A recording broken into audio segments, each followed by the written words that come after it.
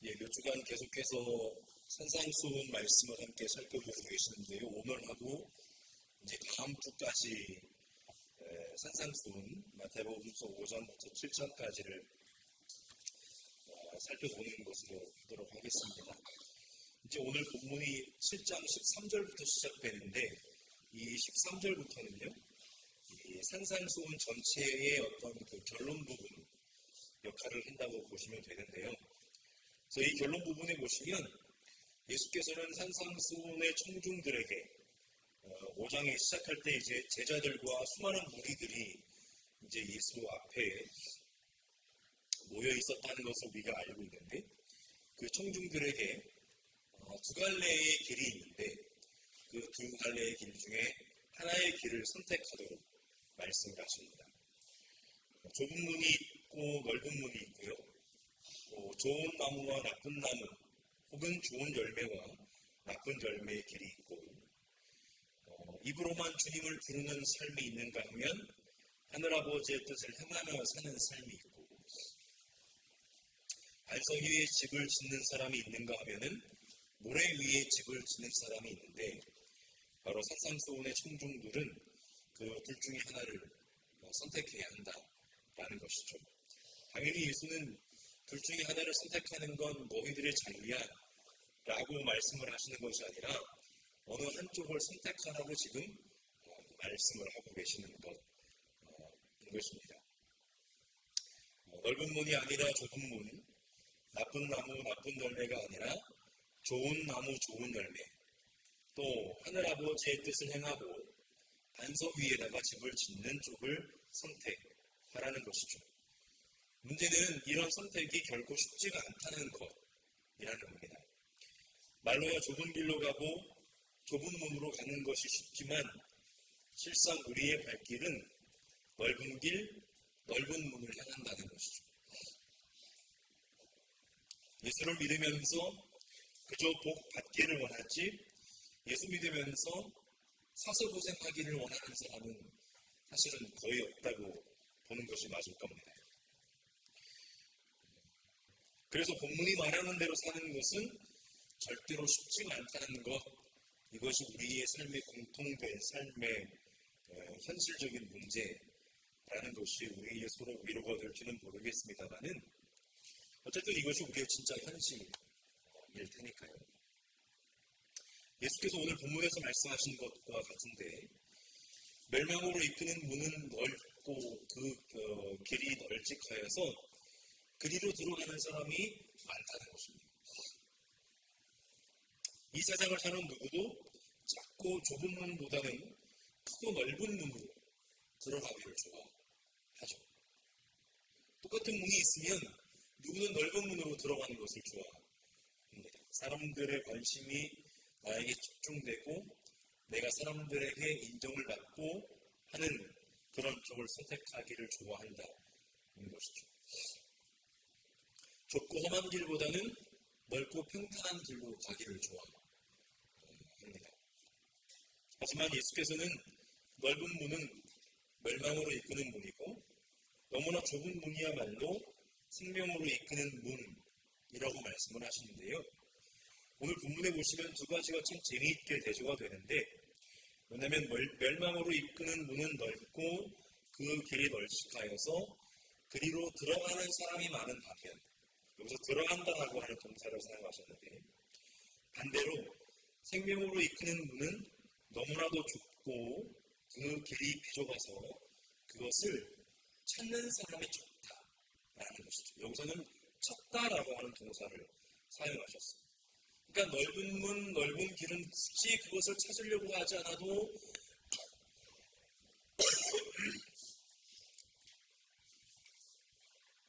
내 발걸음이 인도하는 대로 따라가다 보면 그 길에 내가 어느새 들어서 있게 되는 것이죠. 그런데 반대로 생명으로 이끄는 좁은 길, 좁은 문은 일부러 그것이 어디 있는지를 찾아서 들어가야 하는 길과 문이라는 것이죠.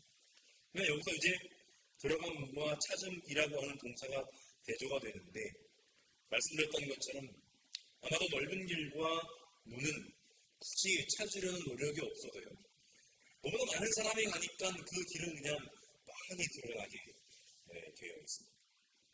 그래서 쉽게 들어갈 수 있는 반면 좁은 길과 문은 그것을 찾으려는 수고와 노력이 혹은 자기 결단이 필요하다라는 것이죠. 그래서 여기서 찾다라고 하는 동사요. 좁은 문과 좁은 길을 찾는 사람이 적다라고 말씀하셨을 때 이 찾다라고 하는 뜻을 가진 동사는 마태복음서의 또 다른 비유의 이야기에서 등장하는데 바로 하늘나라 비유에 등장합니다. 마태복음서 13장에 보시면 예수께서 이렇게 말씀하십니다. 하늘나라는 밭에 숨겨놓은 보물과 같아서 어떤 사람이 그것을 찾으면 발견하면 자기가 가진 것을 다 팔아서 그 밭을 산다는 거죠. 또 하늘나라는 좋은 진주를 구하는 상인과 같아서 그가 값진 진주 하나를 발견하면 찾으면 가서 가진 것을 다 팔아서 그것을 산다는 것입니다. 결국 좁은 길, 좁은 문은 우연히 발견해서 가는 길이 아니라 일부러 그 좁은 길을 찾아서 선택해서 걷는 것이 바로 좁은 길이라는 것이고 그 길의 끝에는 영원한 생명을 향한 문이 있다라는 것이죠. 다음으로 거짓 예언자들에 관한 말씀인데 이 거짓 예언자들은 말 그대로 거짓을 말하는 예언자들입니다. 그들은 겉에는 양의 탈을 쓰고 있기 때문에 겉보기에는 공동체에 아무런 해악을 끼치지 않고 도움이 될 것처럼 보이는 사람들입니다. 하지만 그 속은 굶주린 이리들 이어서 공동체를 자신의 탐욕을 이루는 도구로 생각하는 사람들이라는 것이죠. 이들은 교인들을 잘못된 길로 인도하는 거짓 교사들 혹은 거짓 선생들을 가리킵니다. 이 마태복음서 24장에는 세상 끝날에 관한 징조에 대한 말씀이 나오는데 그 가운데 거짓 예언자들이 등장하는데요. 24장 11절에서 그들은 많은 사람을 홀리는 이들이라고 그렇게 표현됩니다. 많은 사람을 현혹해서 잘못된 길로 가게 하는 것이 그들이 가는 일이고 그들이 하는 일들이라는 것이죠. 그런데 이 많은 사람들이 현혹해서 잘못된 길로 가게 할 때 그 사람들이 사용하는 도구가 있는데 24장 24절에는 그 거짓 예언자들이 많은 사람 혹은 더 나아가서요. 선택받은 사람들까지도 홀리는 힘을 가지는 도구가 있는데 그게 뭐냐면 큰 표징과 기적이라는 거예요. 그러니까 사람들의 눈에 보기에 아주 대단해 보이는 그런 표징과 기적을 행함으로써 그들은 수많은 사람들을 홀려서 복음이 아닌 저주를 받는 길로 그들을 인도하는 사람들이 바로 거짓 예언자들이라는 거예요. 근데 그 사람들이 그 표징과 기적을 통해서 선택받은 사람들까지도 홀려서 잘못된 길로 가도록 인도하는 이유는 무엇이냐면 베드로후서 2장 말씀에 그것이 나와 있는데 베드로후서 2장 3절입니다. 또 그들은 탐욕에 빠져 그럴듯한 말로 여러분들의 호주머니를 털어가는 것입니다. 그들이 목표로 하는 것은 뭐냐면 바로 돈이라는 겁니다. 복음의 공동체, 예수의 공동체, 제자 공동체를 홀려서 그릇된 길로 인도함으로써 결국은 자기들의 주머니에 돈을 채워넣는 일을 가장 큰 목표로 하는, 가장 큰 기쁨으로 하는 일이 바로 거짓 예언자들이라는 겁니다.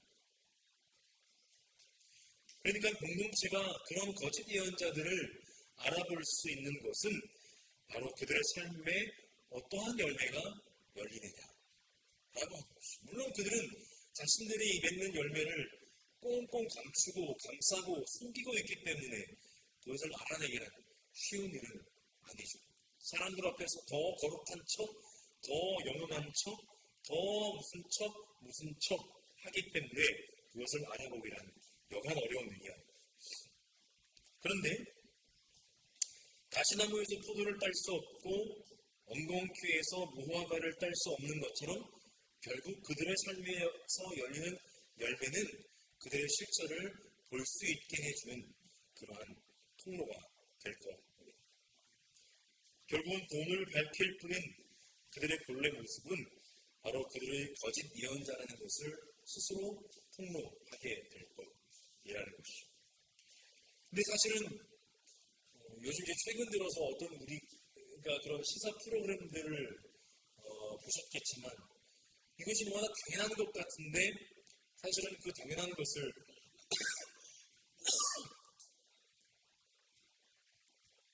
발견하고 보기란 쉬운 일은 아닌 것 같습니다. 이어지는 말씀해 보시면 좋은 나무가 좋은 열매를 맺고 나쁜 나무가 나쁜 열매를 맺는 법인데 또 반대로 좋은 나무가 나쁜 열매를 맺을 수 없고 나쁜 나무가 좋은 열매를 맺을 수 없는 법인데 사람들은 사실은 한 번 눈에 무언가 딱지가 씌이기 시작하면 그것을 보기도 어려울 뿐더러 그것을 보아도 사실은 그것을 건강하게 판단할 수가 없게 되는 것이라는 겁니다. 마태복음서 12장 33절 이하에서도 예수께서는 뭐라고 말씀하시냐면은 선과 악은 양립할 수 없다라는 거예요. 선한 사람은 선한 것을 쌓아두었다가 선한 것을 내고 악한 사람은 악한 것을 쌓아두었다가 악한 것을 낸다라는 거예요. 얼마 동안은 선함과 악함을 겉으로 드러내지 않고 속에 쌓아둘 수 있는지 몰라도 결국 속에 있는 선과 악은 밖으로 선과 악이라는 열매로 드러나게 마련이라는 것이죠. 그런데 드러났을 때에 그것을 우리가 올바로 판단할 수 있는지의 여부도 중요한 겁니다. 결국 좋은 열매를 맺지 않는 나무는 찍어서 불 속에 던져지게 될 것인데 마치 짠맛을 잃은 소금이 바깥에 내버려져 사람들에게 짓밟힘을 당하는 것과 같습니다. 또 세례자 요한이 선포한 것도 이와 같은데 회개에 알맞은 열매를 맺으라고 선포하면서 그는 아브라함의 혈통을 이어받은 것만으로 즉 유대인이라는 신분만으로 구원이 보장된다고 생각했던 그들에게 이렇게 선포했습니다. 도끼를 이미 나무 뿌리에 갖다 놓았으니 좋은 열매를 맺지 않은 나무는 다 찍어서 불 속에 던지실 것이다 라고 말씀을 선포를 했다는 것입니다. 결론을 맺겠습니다.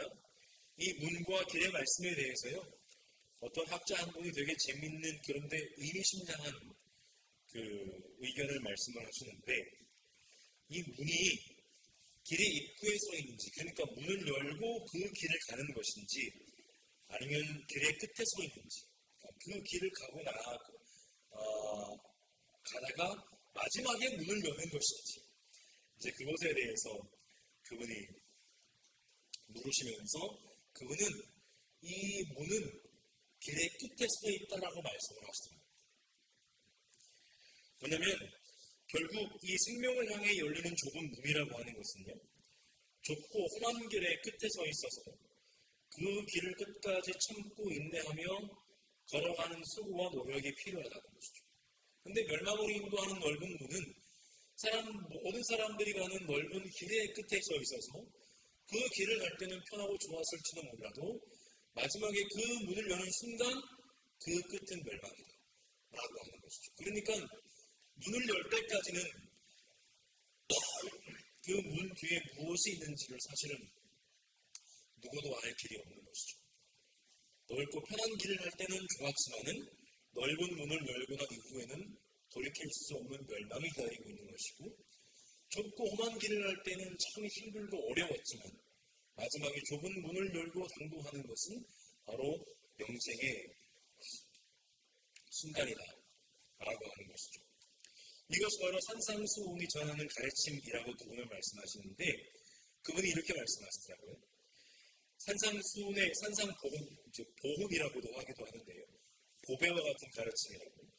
산상보훈의 실천은 꿀맛처럼 달콤한 것이 아니다. 오히려 그것을 실천하는 길은 좁고 힘들고 곤란하다. 산상보훈에 따라 사는 사람들은 이러한 경험을 해야 할 것이다. 그들은 매우 고독하게 여겨질 수 있다. 왜냐하면 이 길은 우리 가운데 대다수가 사용하지 않기 때문이다. 그러나 이 길의 끝에 생명으로 인도하는 분이 있다.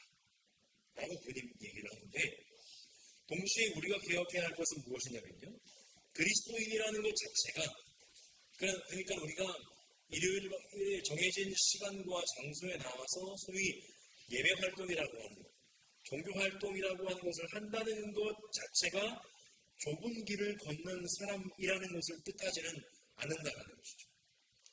제가 목사라고 하는 신분을 가지고 있다는 것 자체가 제가 좁은 길을 걷는 사람이라는 것을 의미하는 것은 아니다라고 하는 것입니다. 모든 그리스도인들이 좁은 길을 걸어 좁은 문에 전도하는 것이 아니기 때문입니다. 산상수훈의 청중도 예수의 제자들과 예수를 따르고자 하는 이들이었다는 것을 우리가 기억할 필요가 있죠. 뭡니까? 그들 중에서도 좁은 길을 찾아 걷는 사람들은 소수라는 것입니다. 심지어 그들 가운데에는 거짓 예언자들도 있습니다. 교회 공동체 안에요. 그들은 하나님과 예수의 이름을 입에 올리지만 또 온갖 영적이고 경건한 말로 사람들에게 감동을 주지만 심지어 그들은 귀신을 쫓아내며 기적을 행하기도 하지만 그들은 결국 탐욕이라는 열매를 향하여 다름질할 뿐이라는 겁니다. 탐욕의 열매를 맺는 이들의 말로는 불 속에 던져지는 것이라는 것이죠. 오늘날 우리 교회들 가운데에도 사실은 이러한 모습들이 얼마나 많은지 우리는 잘 알고 있습니다.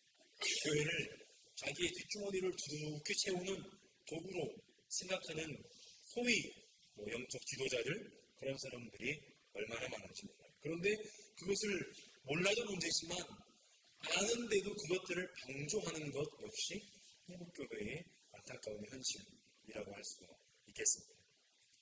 그럼 우리 전주 보금자리 교회가 조금은 느리고 조금은 돌아가는 것 같아도 건강한 교회가 되기를 지향하는 것이 어쩌면 그 자체로 좁은 길일 수도 있습니다.